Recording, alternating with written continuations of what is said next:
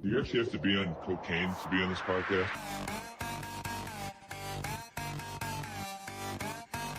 It's a great day to be a Wildcat! Cocaine?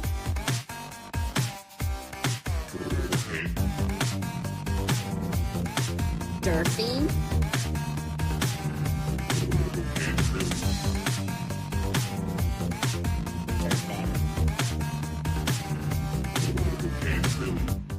What's up, everybody? You are listening to yet another edition of Cocaine Willie, the official K-State representative on the College Huddle.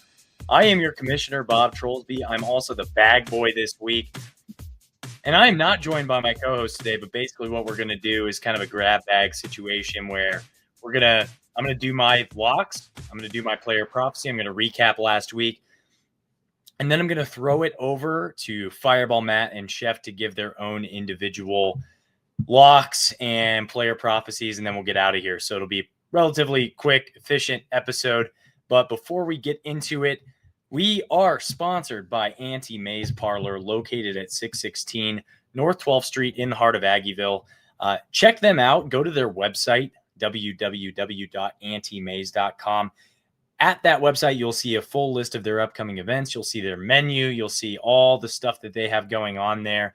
As you know, they've been in business for 51 years and are an absolute must-visit destination in Aggieville on game days and school nights alike.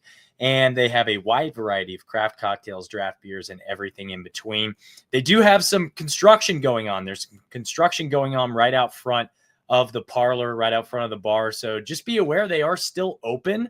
They are not closed. Keep giving them that foot traffic. Let them know that you still care and that you're there. But yeah, they've got some weird construction happening in the street in front of them. So just be aware of that. They are still open. They're still slinging beers and cocktails and drinks and all the good stuff. But yeah, check them out. Check out a list of their upcoming events at auntiemays.com. And be sure to tell them Cocaine Willie sent you. We also have our koozies for sale. Wildcat Country Let's Ride koozies for sale at the bar. Just chat with your bartender. Tell them, hey, I want one of those cool koozies with the Wildcat Country Let's Ride logo on it, and they'll get you taken care of. All right, so to get into locks, just so we are all squared away on what that looks like, if we go back through last week, I was not great. I was 3-2 on the week. I missed on KU plus 6.5 at Missouri. I missed on Arizona State minus 6.5 at Mississippi State. I hit on BYU minus 17.5 versus Stanford. I missed on Michigan plus 2.5 at Oklahoma. And I hit on Hawaii minus 7.5 versus Sam Houston State. The Fighting Shane Porters. Sam Houston State. That's where Shane Porter is now located for whatever reason, left North Texas. He's got a very interesting mugshot, by the way. If you go to his roster profile at samhoustonstate.com, their athletics website, you'll be able to see a really nice looking handlebar mustache. I'll just say that off the top here. All right, so to get into my week 3 locks, we'll just get into it and then we'll get out of here. I've got, for my Big 12, my game number 1, Arizona plus 1.5 versus K-State. This seems like an easy pick. To me, K-State has not shown anything so far this season, realistically, and against horrible competition in 2 of those games, and you come out 1-1. So what's to say we're going to turn it around against a team that certainly does have a pulse coming out of their first 2 games. So yeah, I would say Arizona's gonna dog walk K-State. I got it at plus 1.5. That line's been moving around quite a bit this week, so I'm not sure what you can get it at as you're listening to this. But yeah, I'm taking Arizona plus 1.5 versus K-State. We got the Iowa State Cyclones minus 20.5 at Arkansas State. I just don't see any way that Iowa State's gonna win this game by any fewer than 21 points. Arkansas State is not a great team. Historically, they've not been a great team. Granted, they're a G5 team that K-State has lost to during the Kleiman era, so I can't say too much on that. But Kleiman's also lost quite a few games to Iowa State as well. So I'm going to take Iowa State. They're cranking. They really got the post Ireland bump has been working well for them. And as much as I hate to see it, I think they're a pretty damn good team this year. My final game, I've got Utah minus 23.5 at Wyoming. I don't see any way that Utah is going to win this game by any fewer than 24 points. They have steamrolled their first two opponents, and I don't see this being any different going on the road to a Wyoming team that, yeah, they're at a slightly higher elevation, but Utah's used to playing at elevation. So I don't think that's a tremendous advantage for Wyoming. That's a team that only beat Akron 10-0, and Akron got steamrolled by Nebraska. So yeah, I don't think Wyoming's really all that great themselves. So I'm going to take the Utes. The Utes are definitely a darling in the Big 12 as we speak. Moving on to the national game, I'm going to take the Miami Hurricanes, the Fighting Carson Becks, minus 6.5 versus Florida. And DJ Lagololowe I know he's DJ Lagway, but a lot of people are comparing him to DJ Uyunglele at Florida State last year. Some memes floating around on the internet about that, so that's been pretty funny to watch. But yeah, I'm going to go with Miami minus 6.5 at home in Coral Gables, Florida. As opposed to going to the Swamp, I like the home field advantage for Miami. They definitely showed out in their matchup last week against Notre Dame. So give me that one. Give me Miami. Well, maybe not last 2 weeks. Whatever. Doesn't matter. Sicko game. Wazoo plus 6.5 on the road at UNT. You know what? I know Washington State's maybe not the best team on the planet. I know that they were a sacrificial lamb as far as conference realignment is concerned, but North Texas, I struggle to see how North Texas is going to be a 6.5 point favorite against what used to be a P5 team. So yeah, I'm just, the vibes seem weird on that one. I feel like that's a weird one that Wazoo would be road dogs there. So I'm going to go with Wazoo in their matchup against North Texas. All right, to cover off on the player prophecies from last week. So I had Sterling Lockett with 70 yards of return yardage. That obviously did not happen, but I was in the right ballpark, I would say, with Bryce Nornberg having 143 return yards and he housed one for a touchdown. I was in kind of the same ballpark, the same zip code, but just not the right house. Just didn't have the right player there. So that's just kind of funny how that one works out. Chef had Braden Lofton for 4 catches with 38 yards and 2 touchdowns. Braden Lofton had 1 catch on 2 targets for 9 yards, and no touchdowns. So that one definitely did not pan out either. And then finally, Avery Johnson. Matt had Avery Johnson running for 3 touchdowns. That one did not hit. He had 1 passing touchdown and 1 interception.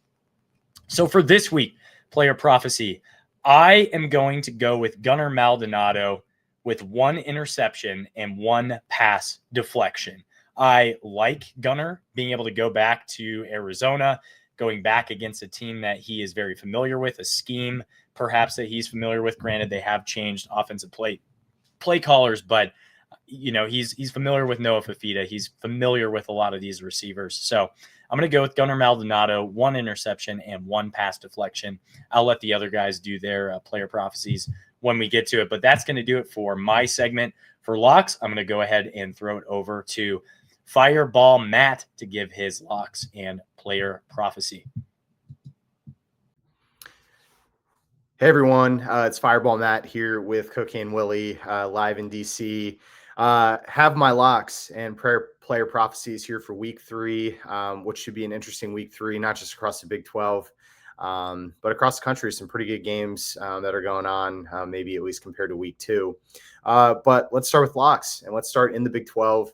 And admittingly, I'm going to start with our Kansas State Wildcats. That being said, Kansas State, so we're a minus 1.5 point favorite. So I don't even know why I said the minus, but 1.5 point favorite on the road against Arizona this Friday night. I am taking the Arizona Wildcats to cover 1.5, and I think they're going to outright win this game. All things considered, for K-State's first true road game of the year. And K-State really hasn't necessarily showed anything that makes me think they are going to win on the road this early in the season, even though Arizona necessarily hasn't beaten anyone to date, at least here in the first 2 weeks. But I'm going to take Arizona, a 1.5-point dog against K-State. My next Big 12 game, I am going to be going to Morgantown in the backyard brawl, Pitt and West Virginia. Pitt is a 7.5-point favorite on the road against West Virginia, and I am taking Pitt to cover 7.5. West Virginia did not look great last week. They did lose their leading rusher due to an injury this week. I think it's going to be tough. Pitt's a good team. They have a really good quarterback. I think they're going to go on the road and cover a 7.5-point favoritism. And then my last Big 12 game, I'm going to go Houston. They're playing the Colorado Buffaloes at home. Houston's a 4.5-point favorite in this game. With Colorado starting at what is perceived to be their third-string quarterback, although he had a pretty decent game, or at least he had a decent showing last week. I'm going to go with Houston to cover 4.5 with Dion taking his team on the road. My national game of the week, I perceive this as a national game of the week, all things considered. When I look at the South Carolina Gamecocks, who are hosting the Vanderbilt Commodores. Now, Vanderbilt's a 2-0 team that's looked pretty good in the first two games of this season. And this is a big game, at least from an SEC perspective, with South Carolina 11th in the country. They've also looked really, really good. South Carolina is a 4.5-point favorite against Vanderbilt. This should be a really good game, but I think South Carolina is going to be Vanderbilt by at least 4.5. I think it'll be a touchdown or 10-point win for South Carolina. I consider that my national game of the week. You have two 2-0 teams going together in what should be a big game in Columbia. And then my Sicko game of the week, kind of taking a look at a lot of different games that are available here. Georgia Southern is a 3.5-point favorite at home against Jacksonville State.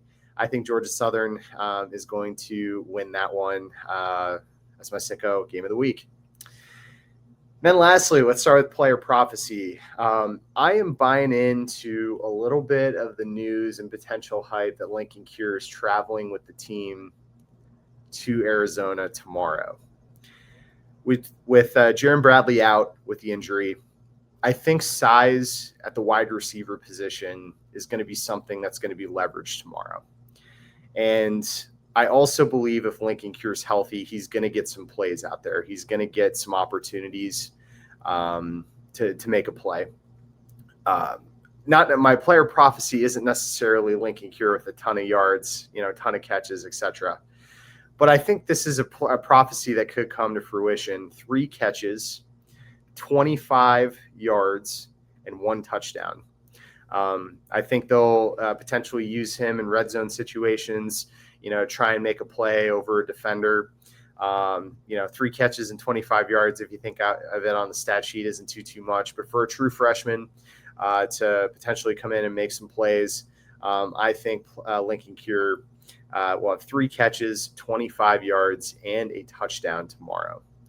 But that's it with my locks and player prophecy. Again, we'll see how the K-State game goes tomorrow. And hopefully I win and I'm not wearing the bag next week. So thanks for listening. This is Fireball Matt with Cocaine Willie. All right, boys. We're live from the basement, live with the plague. But that's not going to stop me from getting the locks. It's just not going to. I'm locked in after, I'm not bozoed. I'm not putting the bag on. I'm not bag boy for another week. So I've relinquished that title to Bob. Coming off of a 3-2 week? That's a winning week. We're not all Matt, but it is what it is. I missed on West Virginia. Okay. We're losing to MAC schools now here in the Big 12. K-State can't beat Army. West Virginia can't beat the original OU. They can't do it. Oh, well. It is what it is. West Virginia, maybe. No, we don't have them on the schedule.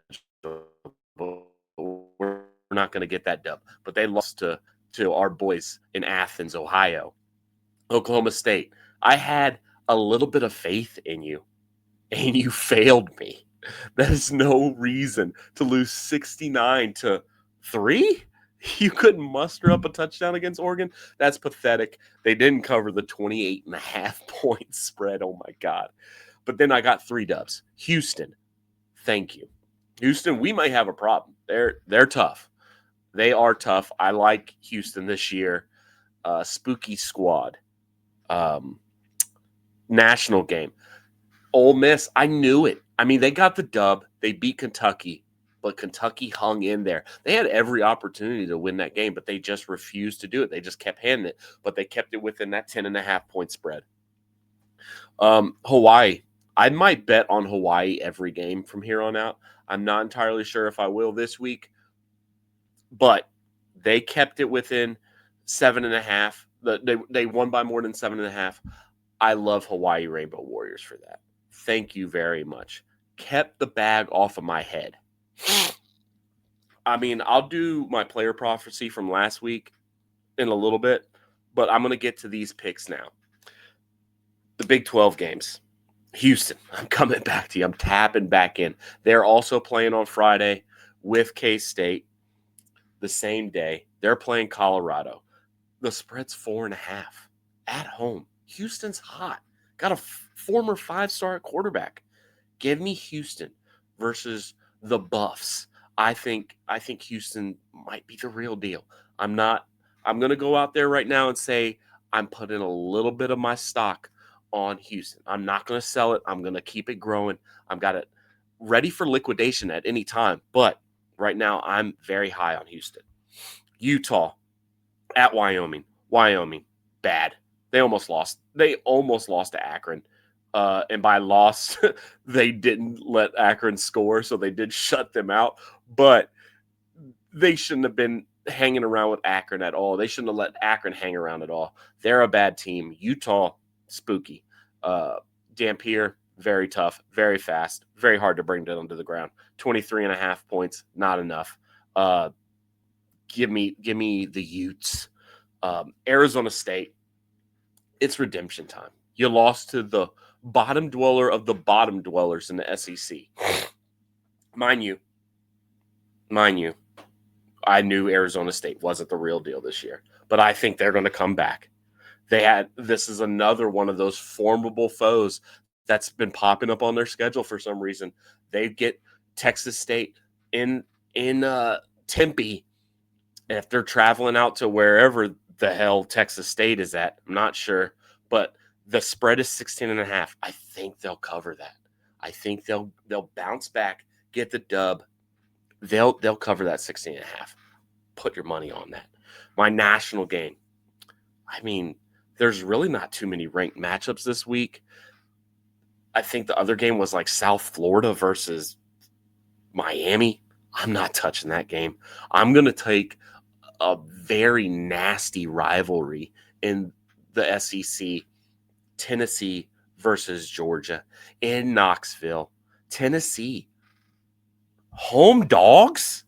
Are we kidding right now? Tennessee, they might have they can run the ball. Georgia, have they been tested? Not entirely sure. At least Tennessee played a Power 4 program. Give me Tennessee plus the points. 3.5. I like it. They've got to beat them by a touchdown in Knoxville. I don't think that's happening. And then in memory of K-State losing to Army, I'm going to go another service academy. I'm going Air Force. Traveling to Utah State. I don't remember where that's at in Utah. There's not a lot of places in Utah, so it's one of those cities. Give me Air Force minus the points. If I'm riding high on the service academies this year, I am through and through a military man, and I love the military academies. So I'm going to ride with them. I'm going to go Air Force. I'm getting off my Hawaii train, and I'm going to go Air Force minus 3.5. And now to my player prophecy. Last week, I don't really know if we could take anything from that game. Mind you, K-State had the ball for 3 minutes in the second half versus Army, so they didn't really give my boy Braden Lofton a chance to cook. This week, because of that, I don't know what to trust. I know the defense will be out there. I know that. So Give me a defensive player, 4 tackles, and a pick for Fortenberry. Amarion Fortenberry. Yes, you heard it here. I think he takes the number 1 reps at corner after McIntosh. He had a pretty shaky performance versus North Dakota. And really everybody had a shaky performance versus Army. So give me a shakeup in that secondary. Give me Fortenberry to get a pick and 4 tackles. I like it when you see Amarion Fortenberry with that pick off of, I don't even remember what the quarterback's name. My brain is completely fried. The plague is killing me. You could see it on my face. I am dying in front of you. But Fortenberry is going to bring me back from the depths this weekend on Friday with a pick, maybe a 6. I'm not calling that, but I am saying 4 tackles and a pick. I love you, boys. Let me go back to my slumber, my deathbed, where I'm going to pound a whole bottle of NyQuil, and I will talk to you boys next week, fresh and rejuvenated off of a Kansas State win on a Friday versus Arizona. Let's go, boys. Go Cats. Cocaine's a hell of a drug, baby.